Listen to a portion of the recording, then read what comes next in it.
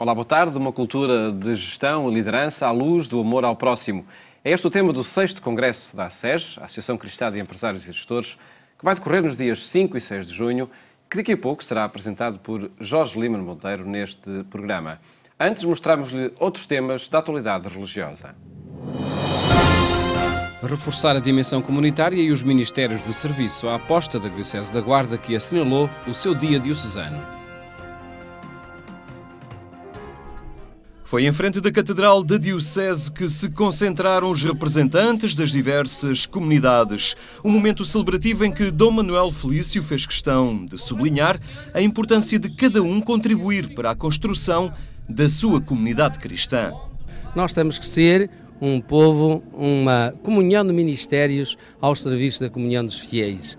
Nós temos que ser uma igreja onde a alegria de participar na vida da comunidade está conseguida e as pessoas de facto participam.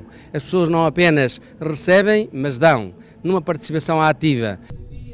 Dom Manuel refere que este esforço é essencial para aproximar as comunidades que, num futuro próximo, se irão organizar em unidades pastorais. No seu entender, só assim se poderá fazer face à escassez de clero e à desertificação humana que vai afetando a Diocese da Guarda.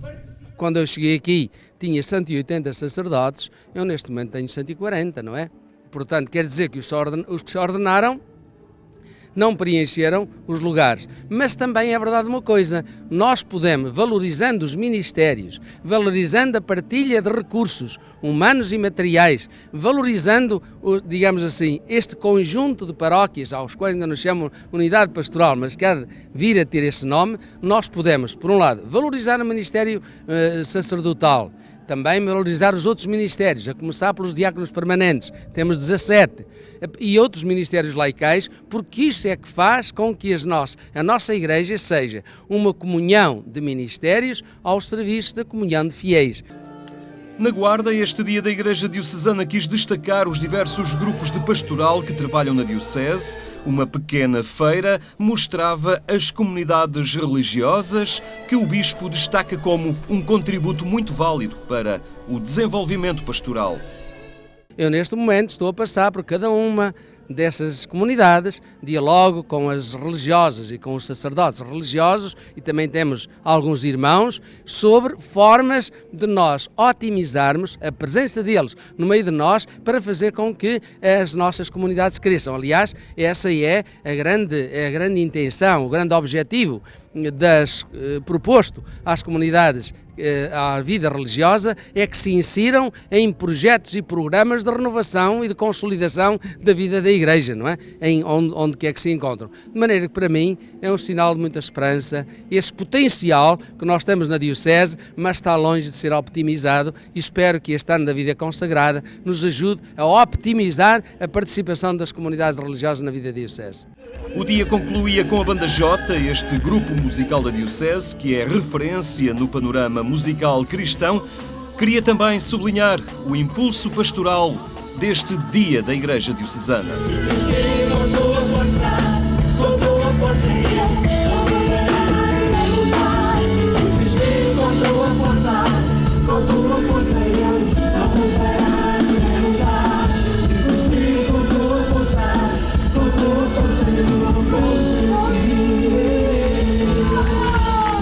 Gostava muito de utilizar alguns instrumentos de evangelização que eu achava que podiam ser melhor utilizados e um deles era a música. Havia outros, também gosto bastante de escrever e também faço por escrever alguma coisa, mas a música foi assim sempre um sonho que eu quis e que depois, quando assumi a responsabilidade da Pastoral Juvenil da Diocese, achei que iria utilizar. Claro que em princípio foi mais por uma perspectiva de acompanhar as atividades da Pastoral Juvenil, mas entretanto depois o fenómeno foi crescendo e pronto, chegámos onde estamos agora, com 4 CDs editados e com uma série de anos de vida, também com esta consciência simples de que enquanto o Senhor achar que nós devemos fazer, nós fazemos. A ação pastoral da Diocese da Guarda põe neste momento em destaque o Concílio Vaticano II e as determinações que há 50 anos dali partiam para a Igreja e que hoje ainda se revelam atuais, aguardando por uma concretização plena na vida das comunidades. A família esteve no centro da 11ª edição da Jornada Nacional da Pastoral da Cultura, promovida pela Igreja Católica em Fátima. O lugar da cultura nas famílias, a produção cultural no espaço doméstico e a presença destas dimensões na comunidade e na escola foram algumas das inquietações debatidas em Fátima, durante a 11ª Jornada Nacional da Pastoral da Cultura. A família vive daquilo que é o seu ambiente, mas ao mesmo tempo, e concretamente a família cristã, tem também como missão criar cultura com raízes cristãs. Portanto, de alguma maneira, esta dupla dimensão que queremos não resolver, porque não resolvemos, mas ajudar as pessoas a refletir, de modo a que tanto a problemática da cultura como a problemática da família possa ser lida num contexto mais alargado e possamos ir encontrando caminhos para que uma e outra se possam beneficiar. Guilherme de Oliveira Martins, antigo Ministro da Educação, preferiu a conferência inaugural e apelou ao respeito pelo triângulo fundamental composto por escola, família e comunidade.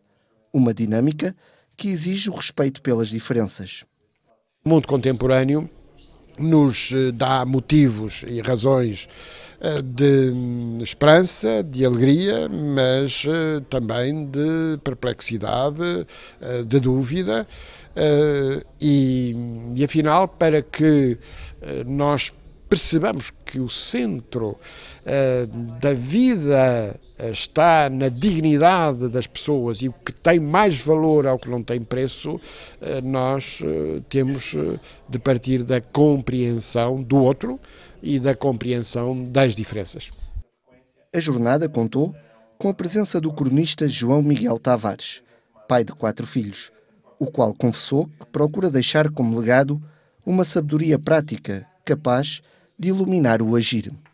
Eu, enquanto pai, é não apenas deixar espaço para a cultura, mas como tentar transformar essa cultura em sabedoria, que é a tal forma de injetar a ética na estética. E por só isto pode transformar numa frase que depois correu muito, foi num dos o último texto, pensou que a Maria Eugênia Nogueira Pinto publicou antes de morrer, uma frase que era muito bonita, que é como transformar uma boa vida em vida boa. Margarida Miranda, professora universitária e mãe de 5 filhos, apresentou a família como o princípio, anterior a tudo o resto, que vale mais do que uma cultura baseada no cálculo meramente utilitário. No Evangelho, Nossa Senhora aceita uma gravidez que a supera a todos os títulos e na cultura da contra-anunciação tecnológica, a mulher recusa a gravidez porque não está planeada, porque não pertence à planificação integral, porque nada supera a carreira, os filhos têm que se submeter aos projetos. E a sociedade julga com severidade quem tem outras opções. A paternidade responsável confundiu-se com ter tudo sob controle. Tempo de cultura, tempo de família. Uma reflexão que deixa desafios no momento em que a Igreja Católica se prepara para um novo sínodo dos bispos sobre a realidade familiar dos nossos dias. A Igreja Católica homenageou a madeirense Lourdes Castro com o Prémio de Cultura Árvore da Vida Padre Manuel Antunes durante a 11ª Jornada Nacional da Pastoral da Cultura. A madeirense Lourdes Castro é a primeira artista plástica a receber o Prémio Árvore da Vida Padre Manuel Antunes.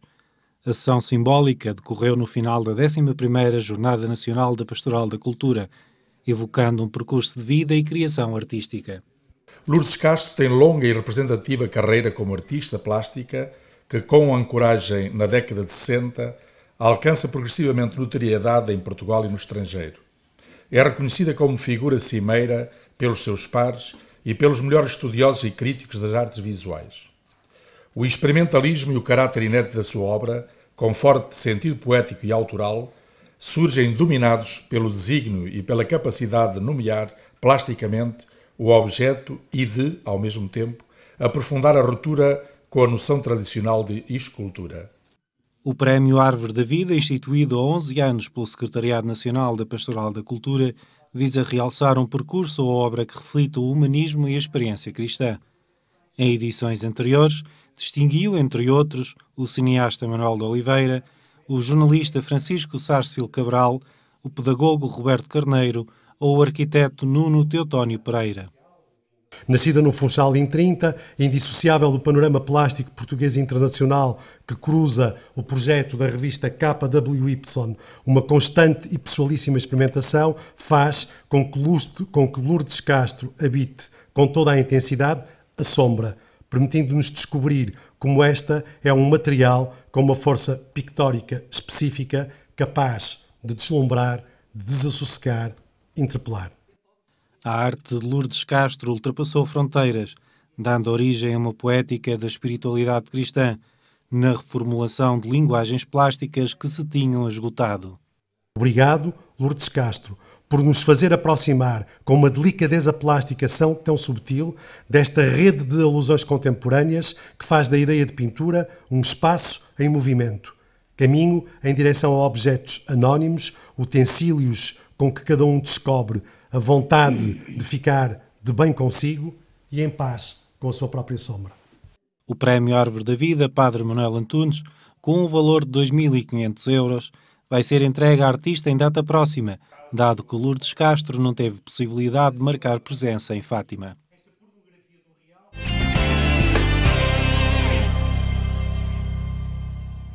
Temas que pode acompanhar em agência.eclésia.pt. Falamos agora sobre o próximo congresso da ACES, contando com a presença neste programa de Jorge Líbano Monteiro, secretário-geral desta associação. Muito boa tarde. Obrigado, Jorge Líbano Monteiro, por estar neste programa. A Associação Cristã de Empresários e Gestores promove o debate empresarial à luz deste lema do amor ao próximo. Que novidade é esta e que repercussão teve, uma vez que já é um debate que vem, creio eu, de há 10 anos para cá? Já vem há 3 anos para cá este debate à volta do amor ao próximo, mas eu penso que é um tema que veio para ficar dentro da ACES. Portanto, e esse foi o nosso desejo de optarmos novamente por trazermos o tema do amor ao próximo neste congresso. Foi também afirmar que é um tema que não está acabado, não foi só um tema, mas é uma marca que a ACES quer que, a partir de hoje e a partir desta reflexão, que entre mesmo na gestão e na liderança dos empresários. Que terminou o 5º Congresso, não é? Que foi há 2 anos. Fez o 5º Congresso, entretanto temos feito muito trabalho à volta deste tema, nas atividades regulares da ACES, nos nossos núcleos, na nossa direção. No fundo, pensarmos como é que este princípio tão básico do amor ao próximo, como é que se pode amar o próximo dentro das empresas e como é que isto não é uma teoria, mas é uma prática, na realidade. Que transforma as empresas? Que transforma as empresas, transforma quem assim gera, e transforma a sociedade. E essa é a nossa lógica desde sempre dentro da ACES, é que a transformação do líder, além de ser importante para o líder, é importante para a empresa e para a sociedade onde essa empresa trabalha. E, portanto, esse é o nosso desafio. Neste congresso, 5 e 6 de junho, que temas estarão em debate? Temos 4 grandes painéis à volta desta temática. Esta cultura da gestão e da liderança. De uma nova cultura de gestão e liderança, porque há um número impressionante que, num estudo a nível mundial, que pode mais percentagem, menos percentagem, mas que diz que 87% das pessoas não se sente confortável no trabalho que faz. Portanto, não gosta do trabalho que faz. O que é um número impressionante. É possível uma cultura de amor ao próximo com esse É possível uma cultura diferente, claramente, de gestão e liderança. E eu acho que os últimos anos, também aqui em Portugal, nos mostram que há uma cultura que é preciso renovar na liderança. Uma liderança que seja mais de serviço, mais de proximidade e que nós acreditamos que depois também tem um impacto também positivo na própria empresa. Portanto, e esse é um tema que temos desde sempre trabalhado, que é o amor na gestão, os valores cristãos na gestão, trazem também resultados à empresa. Porque acreditamos que há uma transformação das pessoas, há um alinhamento maior das pessoas com a própria empresa, há uma percepção do propósito do trabalho que estão a fazer e isso só pode trazer bons resultados. E, portanto, é por isso que falam numa necessidade de redefinir o lucro? Sim, esse é um dos temas que está no debate, a questão de como é que se olha para o lucro, se é só uma questão económica ou se é uma questão mais ampla da parte de todo o impacto que a empresa tem na sociedade, nos seus trabalhadores, na comunidade onde está inserida. Vamos também olhar a este tema que a Igreja nos ajuda e tem-nos lançado sempre, que é olhar para a empresa como uma comunidade de pessoas e não unicamente algo virado para um lucro ou para um objetivo concreto. A empresa, acima de tudo, é uma comunidade de pessoas onde o próprio trabalho tem todo o sentido. Vamos também ter um painel que é interessante, que é a volta de quais é que são os critérios para a tomada de decisão. Portanto, que é sempre um ponto difícil para um líder empresarial, é quais é que são os critérios que eu utilizo aqui, que são só aqueles que me são impostos por fora, ou como é que os valores que eu acredito também podem ser critérios para as decisões na empresa. Há espaço para que esses valores determinem as decisões? Eu acho que há espaço, mas é preciso lutar por ele. Agora, eu acho que à partida, quem se esforça, e temos muitos exemplos, a SES neste momento está com 1000 e poucos associados, e há muitas experiências silenciosas que a maior parte das pessoas não conhece, mas pessoas que realmente fizeram a diferença na empresa, e pela sua ação e pelo seu desejo de levar Cristo, de levar os valores de Cristo às empresas, conseguem fazer a mudança. É claro que há outros sítios onde somos minoritários, por muito que lutemos, é impossível, mas de qualquer forma há sempre uma semente e há sempre uma ponta de desafio também aos outros, à realidade da própria empresa que fica. Portanto, eu acho que aqui esta é a nossa missão, como todos os católicos, não é? É transformar o local onde estamos. E mesmo que não se consiga uma transformação espetacular, pelo menos lançam-se as sementes para fazer essa transformação futura. E acrescentar ainda outro tópico do debate deste Congresso. É o último, que é o primeiro painel que vamos ter, que é à volta da missão do líder empresarial. E como estava a dizer há bocado, que na ASES acreditamos que tudo começa na pessoa. E, portanto, ou há uma transformação do líder, ou o líder está plenamente convicto da importância de vir estes critérios católicos e humanistas também na própria gestão, ou o líder acredita nisso, ou então depois é muito difícil, perante a pressão dos mercados, perante a pressão da concorrência, vivê-los. E, portanto, aqui a nossa lógica é como é que o líder acredita plenamente que é importante gerir com base no número ao próximo, quais é que são os critérios de decisão que isso o obrigam a ter, como é que isso vai gerar uma comunidade de pessoas e que, no fundo, tem um impacto na sociedade, que não é só pelo lucro, mas é por todo o bem que faz. O debate em torno da liderança é porque ela, de facto, está no centro do mundo empresarial, muitas vezes com uma voz única, sem olhar, de facto, aos outros intervenientes. Eu acho que a SES é feita de gestores e de empresários, líderes empresariais, como nós chamamos. E eu acho que também faz parte das nossas obrigações assumirmos plenamente como líderes e perceber o impacto que um bom líder pode ter numa empresa, numa organização, numa instituição. Nós, durante este tempo todo de crise, temos dito muitas vezes que o líder, desempenhando bem o seu papel, para além de um líder económico, é também um líder social. Porque muitas vezes são as empresas que fazem a diferença numa determinada região. E quanto melhor for a empresa, quanto mais virada para fora, para os seus trabalhadores também tiver, também maior capacidade tem de impactar positivamente a realidade onde está. Afirmam a possibilidade de existir um bom compromisso entre o bem-estar social e o crescimento dos lucros. Experimentam isso no vosso cotidiano, no seio de algumas empresas? Nós acreditamos que, criando um bom ambiente na empresa, acreditamos que, tendo uma empresa que produz bens úteis e bens necessários à população, uma empresa que se pauta por critérios éticos, uma empresa que se pauta por critérios de olhar para os seus stakeholders todos e não só para os shareholders, tem a possibilidade de ser mais consistente na sua atuação. Ao ser mais consistente, ao ter as pessoas mais alinhadas com aquilo que está a fazer, à partida também pode atingir resultados melhores do que se for uma empresa unicamente a fazer o negócio e a aproveitar uma oportunidade. Aqui acreditamos realmente em empresas que são comunidades de pessoas e que estão feitas para serem sustentáveis no longo prazo e não apenas para um negócio do curto prazo. Defendem modelos de capitalismo inovador. Por onde podem acontecer estes novos modelos? Esses novos modelos podem começar primeiro por uma transformação do próprio líder. Dentro da ASES temos uma experiência que tem sido muito enriquecedora, que são os grupos Cristo na empresa, e que são claramente uma reflexão cristã sobre a forma como eu lidero. E essa reflexão que tem sido feita, e portanto são 200 pessoas em todo o país, essa reflexão, no fundo, obriga a criar alguns critérios novos. E esses critérios novos, como eu lidero, estão a refazer também o próprio capitalismo. Estamos no começo, mas acreditamos que é assim, que não é por grandes teorias, grandes ideologias, mas é pela prática e pelo compromisso de cada um dentro das empresas que se pode fazer a transformação. Mas a grande transformação estará em não olhar para o lucro como algo absoluto? Eu acho que sim, eu acho que a própria, não é só a doutrina social da Igreja que vem defendendo isso, e nós, eu acho que as grandes teorias de gestão hoje em dia percebem que nem só o lucro é pouco. E, portanto, esta lógica de olhar para toda a comunidade que é tocada pela sociedade já é básico, não é? Portanto, eu penso que é por aí o caminho. O caminho é para uma visão mais alargada do impacto da empresa na sociedade, por uma visão também mais alargada, não unicamente do curto prazo, mas olhar para o médio e longo prazo.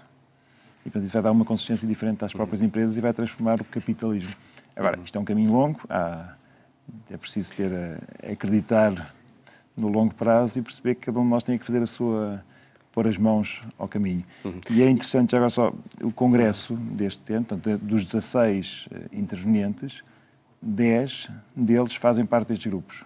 Portanto, aquilo que nós queremos e aquilo que nós estamos a propor a quem quer vir ao congresso, no fundo é uma reflexão muito experiencial já. Portanto, não são teorias que vamos falar no congresso, vamos falar da prática de pessoas que estão no dia-a-dia, em cargos de chefia, com responsabilidades, mas que têm esta tensão de introduzir estes valores e estes novos critérios e esse novo capitalismo na sua ação. Sendo estratégias a longo prazo, como diria, é possível, de facto, concretizá-las diante de muitos constrangimentos que existem no mundo empresarial, que a crise provoca, etc. É possível olhar a bons princípios em tempos de constrangimentos? Não, eu acho que sim. E eu acho que... Ou é necessário, sobretudo nos tempos de constrangimento? É isso que eu ia dizer. Eu acho que são mais necessários agora do que nos outros tempos. E o que vemos é que aqueles empresários que tinham empresas mais consistentes, onde tinham bases éticas e bases de desenvolvimento corretas, no fundo sobrevivem melhor à crise. Aquelas empresas estavam feitas com base em esquemas, a favores e coisas menos corretas, no fundo são mais permeáveis e são mais frágeis. E, portanto, acreditamos claramente que é no dia-a-dia, fazendo as coisas bem feitas, com consistência e com verdade, que se consegue atingir esse longo prazo que aspiramos. Quem pode participar neste congresso, Jorge Lima Monteiro? Todos aqueles que queiram e que se inscrevam no nosso site. Site da SES. SES. Muito bem. Felicidades para este trabalho. Obrigado. Que é desenvolvido pela Associação Cristã de Empresários e Gestores. Mais logo pode acompanhar o programa Eclésia também na Antena 1, quando forem 22h45. Votos de boa tarde. Até amanhã, se Deus quiser.